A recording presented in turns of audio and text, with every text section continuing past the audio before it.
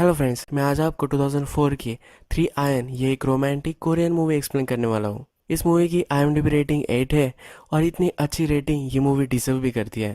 एक शादीशुदा औरत के साथ अलग टाइप के अफेयर की एक स्टोरी है। इस मूवी में जो भी मेन कैरेक्टर्स है इनका कोई भी डायलॉग नहीं है, पर सिनेमाटोग्राफी इतनी अच्छी है कि आपको जो भी इन कैरेक्टर्स को लग रहा है ये बताया जाता है। इस मूवी में जो मेन कैरेक्टर्स है ये कभी भी बोलते नहीं, पर इनके जो डायलॉग्स है ये उनके इमोशंस से कन्वे हो जाते हैं। बहुत ही कम डायलॉग और बहुत ही अच्छी सिनेमाटोग्राफी इस मूवी में हमें दिखाई जाती है।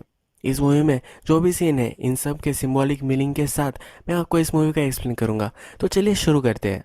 मूवी स्टार्ट होती है और हमें हमारा मेन कैरेक्टर के दिखाया गया है। ये एक बहुत ही शांत सिटी में हमें दिखाया गया है। बहुत ही कम लोग यहाँ रहते हैं, बहुत ही कम ट्रैफिक वगैरह होती है। ये हमें अलग अलग डोर पर जाकर अपने पॉम्पलेट्स लगाता हुआ दिखता है। ये होटल्स के पॉम्पलेट्स होते हैं। पूरे नेबरहुड में घूमता है और एक नई सोसाइटी में आ जाता है। उसने इस सोसाइटी में पॉम्पलेट्स लगाए थे और अब वो हर डोर को चेक कर रहा है। इसका एक्चुअल में एक प्लान होता है। ये हर जगह जाता है और वहाँ अपने पॉम्पलेट्स लगा कर आता है। जिस घर पे उसने ये अपने पॉम्पलेट्स लगाए हैं उसका ओनर अगर उस घर में होगा तो वो ये निकाल कर रख देगा। अगर ये पॉम्पलेट नहीं निकला होगा इसका मतलब है घर पर कोई नहीं है, घर का ओनर कहीं बाहर गया है। केक को फिर ये पता चलता है तो वो घर में घुस जाता है। हमें अब यही दिखता है, वो एक बिल्डिंग में आ चुका होता है। वहाँ फिर डोर देखता है जहाँ पर उसका पॉम्पलेट अभी भी चिटका हुआ होता है। फिर वो डोर ओपन कर लेता है। उसके पास डोर ओपन करने के लिए बहुत सारे टूल्स वगैरह भी होते हैं। घर में अंदर जाता है तो एक फ़ोन मशीन भी चेक करता है। वहाँ पर मैसेज होता है कि हम फैमिली वैकेशन पर बाहर गए हैं। ये घर की फैमिली का मैसेज होता है। ये घर में हमें शॉवर लेते हुए दिखता है। वहाँ खाना पकाता है, वहाँ बहुत सारी चीज़ें करता है और अगर इस घर में कुछ टूटा फूटा होगा तो ये भी रिपेयर कर देता है। जिस घर में वो जाता है अपने कैमरे के साथ वहाँ एक फ़ोटो ले लेता है। जिस घर में भी वो जाता है उस घर में लोग जिस तरह से रह रहे थे, यानी कि जो भी काम वो कर रहे थे ये सब काम वो करता है। अब मैं आपको इस कैरेक्टर के बारे में और भी बता दूँ। ये एक फ्री सोल होता है, जहाँ भी से जाना होता है वहाँ वो चला जाता है। अलग अलग शहरों में घूमता है और यही ट्रिक वो करता रहता है। जिस घर में कोई लोग नहीं रह रहे उस घर में जाता है, उनकी लाइफस्टाइल जीता है। ये वहाँ से कुछ भी चोरी वगैरह नहीं करता। एक ही लाइफ में अलग अलग चीज़ें एक्सपीरियंस कर कर इसे रहना होता है। जो कोर वो एक्सपीरियंस कर चुका है इसकी एक मेमोरी वो फोटोज़ में लेता है। अब नेक्स्ट सीन में हमें दिखता है कि जिस घर में के रह रहा था वहाँ की फैमिली फिर से घर आ जाती है। इस फैमिली में मदर, फादर और सन होते हैं। यहाँ मदर ज़रा नाराज़ होती है। वो वैकेशन पर जाकर आई है पर फिर भी उसे वो वैकेशन अच्छी नहीं लगी थी। इस फैमिली में छोटा बच्चा जो होता है वो अपनी खिलौनों की गेंद लेकर आता है। ये पहले टूट गई थी पर अब के ने इसे रिपेयर कर दिया है। वो अपनी मदर पर पॉइंट करता है। उसकी मदर फ्रस्ट्रेटेड होती है तो कहती है कि चला दो, और ये चला भी देता है। ये सीन खत्म हो जाता है। नेक्स्ट सीन में फिर से नए नेबरहुड में हमें के दिखता है। ये बहुत ही अच्छा नेबरहुड होता है और बहुत ही बड़ा ये घर होता है। इस घर में वो आ जाता है। घर में आने के बाद देखता है कि यहाँ कोई है या नहीं, और वहाँ एक औरत होती है जिसे वो स्पॉट नहीं कर पाता। वो बहुत ही चुपचाप वहाँ बैठी हुई होती है। इसके फेस पर किसी के मारने के निशान भी होते हैं। ये डर कर वहाँ छुप कर एक कोने में बैठी हुई होती है। फिर आंसरिंग मशीन पर कॉल आता है। या इस औरत का हस्बैंड जो होता है वो आंसरिंग मशीन पर मैसेज भेजता है। वो उससे पूछता है क्या तुम अब भी मुझसे नाराज़ हो। उसे हरी कर कर फ़ोन पिकअप करने के लिए बोल रहा होता है। उसे सॉरी भी कहता है। वो कहता है मैंने तुम्हारे लिए बहुत कुछ किया है फिर भी तुम अनसेटिस्फाइड हो। वो गुस्सा होकर उसे फ़ोन पिकअप करने के लिए बोलता है। ये घर में ही छुपी रहती है।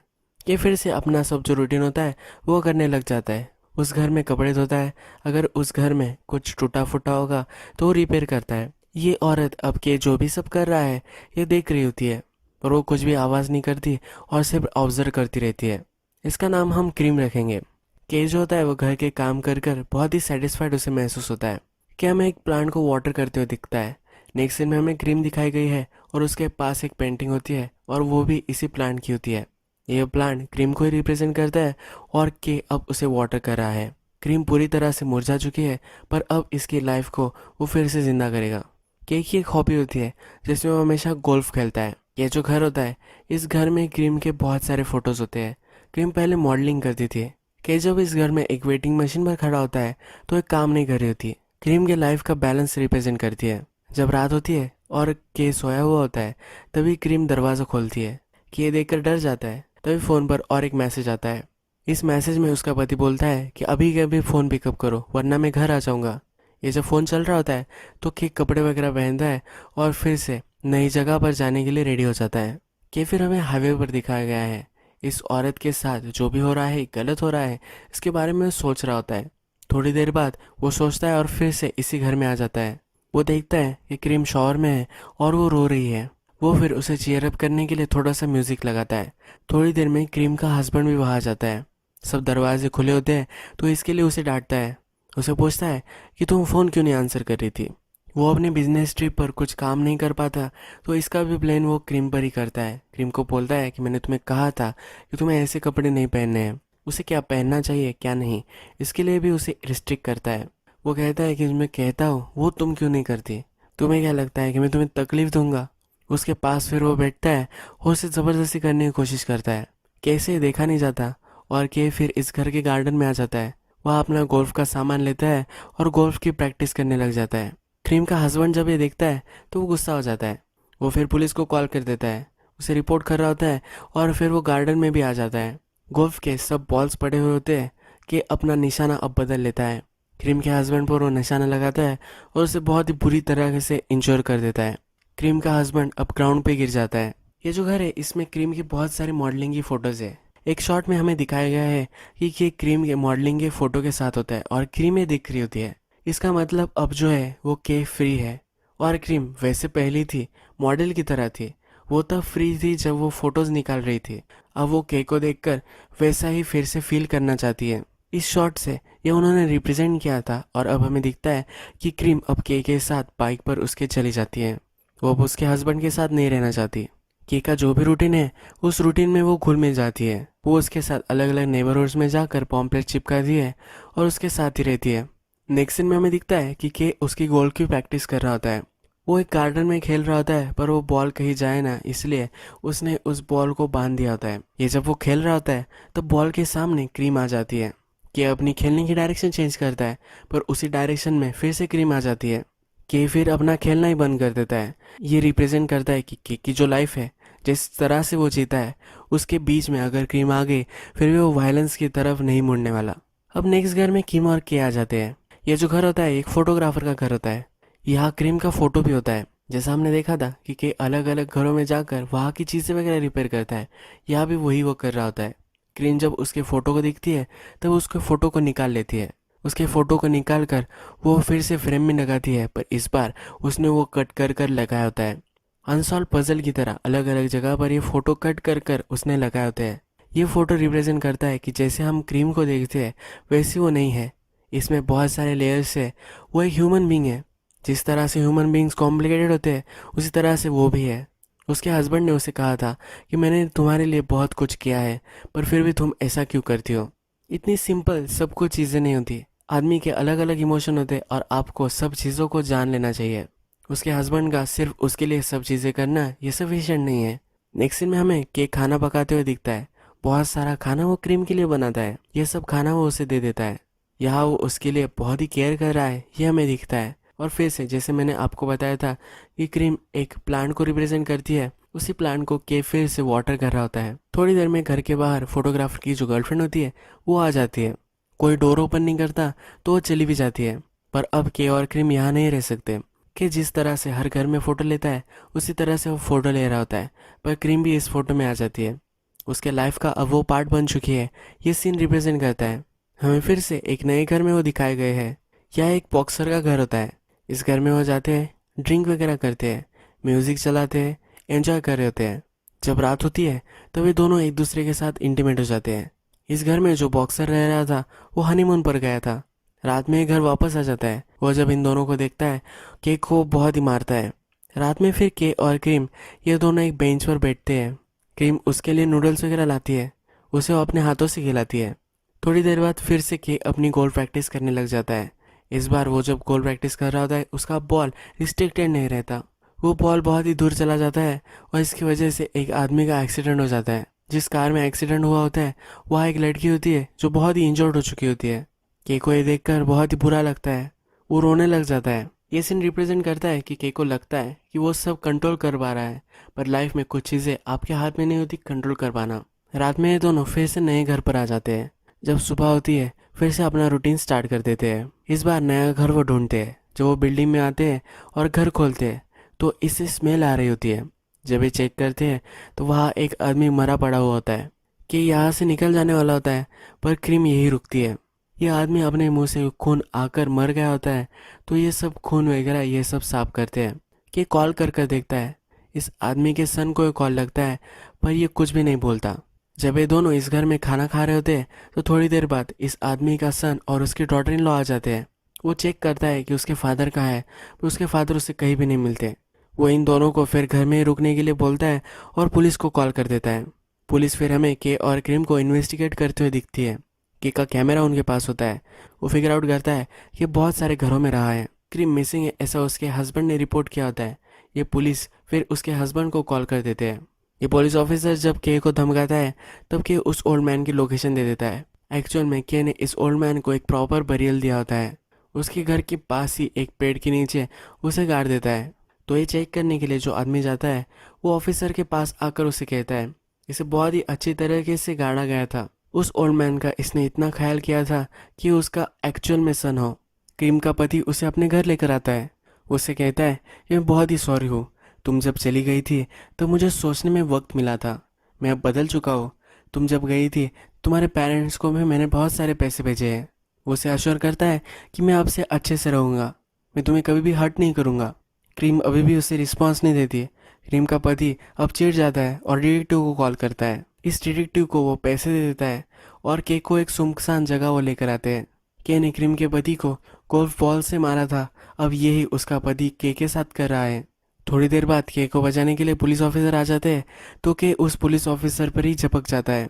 अब हमें के डायरेक्टली प्रिजन में दिखाया गया है। उसके जो इनमेट्स होते हैं उनके सामने वो इमेजिनरी गोल्फ खेल रहा है ऐसा प्रिटेंड करता है। इसमें से एक इनमेट उसका इमेजिनरी गोल्फ बॉल है ये छीन लेता है। इसी वजह से इन दोनों में फाइट हो जाती है और सोलिटरी में के को रख दिया जाता है। जब के को चेक करने के लिए वहाँ गार्ड आता है तब के छुप जाता है। उसे वो प्रिटेंड कर रहा होता है कि वो वहाँ एग्जिस्ट नहीं करता। गार्ड को अंदर आना पड़ता है, उस पर चिढ़ गया होता है तो उसे बहुत मारता है। बाद में क्रीम का हस्बैंड उसके पास आ जाता है। वो कहता है मैं सोच रहा था। उससे पूछता है कि मैंने क्या गलत किया है। क्रीम कुछ भी बोल नहीं रही होती है। वो के साथ रह रही थी, इस पर भी वो नाराज होता है। उसे फिर वो स्लैप कर देता है। क्रीम भी इस पर रुकती नहीं और वो उसको भी मारती है। क्रीम की केयर करने वाला कोई नहीं था। के ने उसकी केयर की थी और अब उसे फिर से अच्छा लगने लगा है।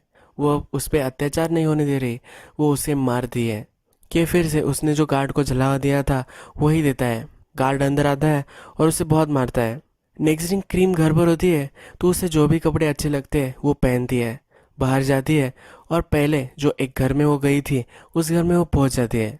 वह इस घर में जो रहता है वो एक आदमी वहाँ है। वो अंदर आती है, उसे कुछ भी नहीं बोलती।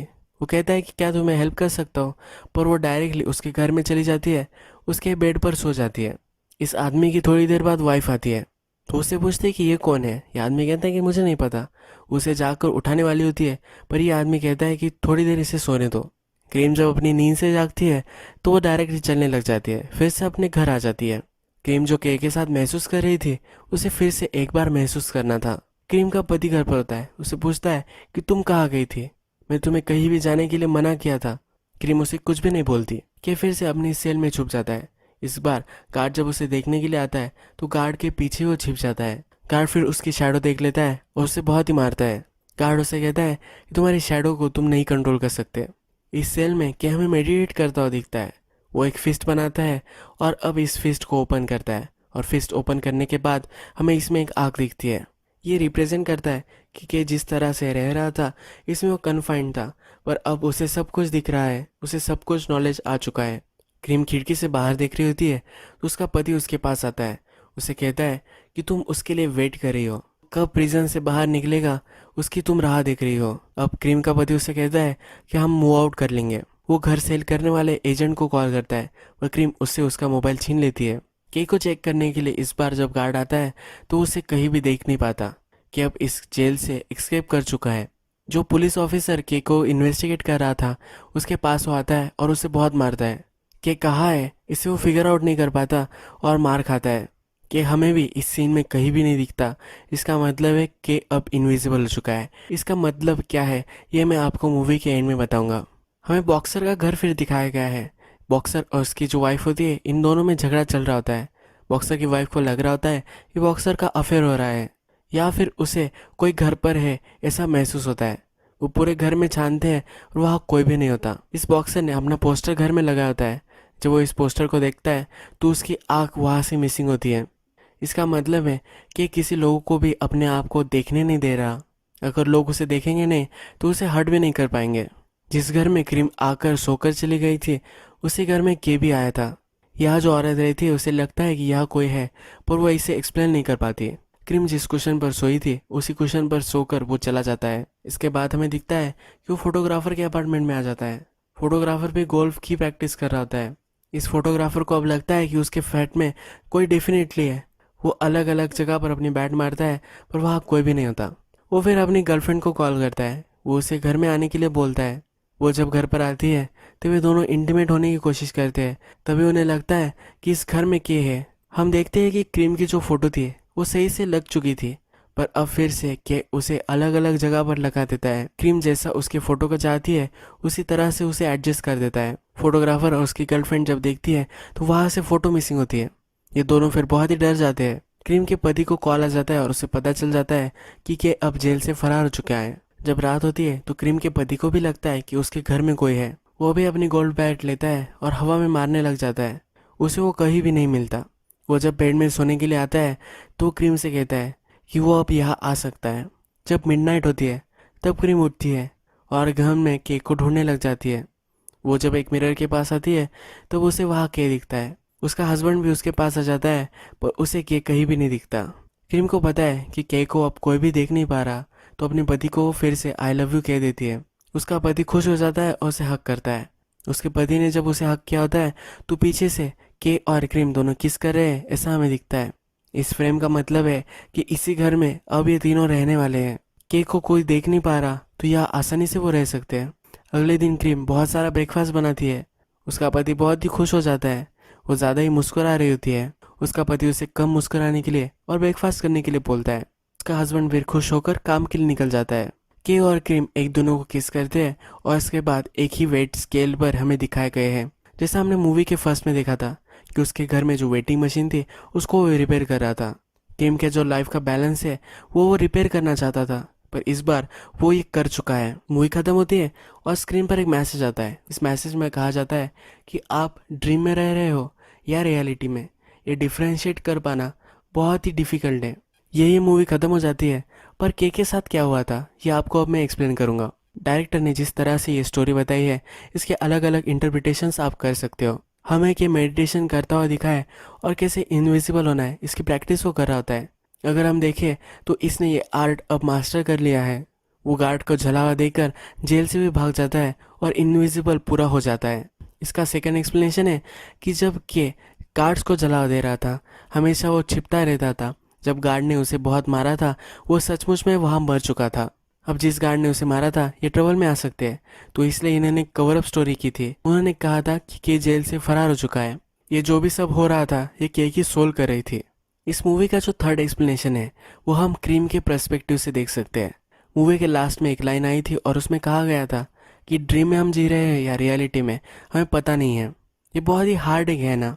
हम फिर इसका इंटरप्रेट कर सकते हैं, हम लाइफ में जो भी सब चीज़ें ड्रीम करती है वो कभी कभी रियलिटी में भी आ जाती है। आइंस्टाइन ने भी अपने कोट में कहा था कि आप जिस तरह से इस वर्ल्ड को देखते हो उसी तरह से ये वर्ल्ड बन जाता है। इसका मतलब है क्रीम ये सब इमेजिन कर रही है। उसे लग रहा है कि प्रिजन से वो एस्केप हो उसके मन में वो फिक्स कर लेती है कि के हमेशा उसके साथ ही रह रहा है और अपनी लाइफ का बैलेंस वो करना चाहती है। इसलिए वो फिर से अपने पति के साथ अमेंड्स जो होती है वो सही कर लेती है। इसी तरह से अलग अलग एक्सप्लेनेशन के साथ ये मूवी हमें छोड़कर चली जाती है। बहुत ही अलग तरह की ये स्टोरी थी। आपको ये मूवी कैसी लगी प्लीज़ मुझे कमेंट सेशन में बताना। आपको अगर कुछ मूवी सजेशन हो वो भी आप वहाँ बता सकते हैं।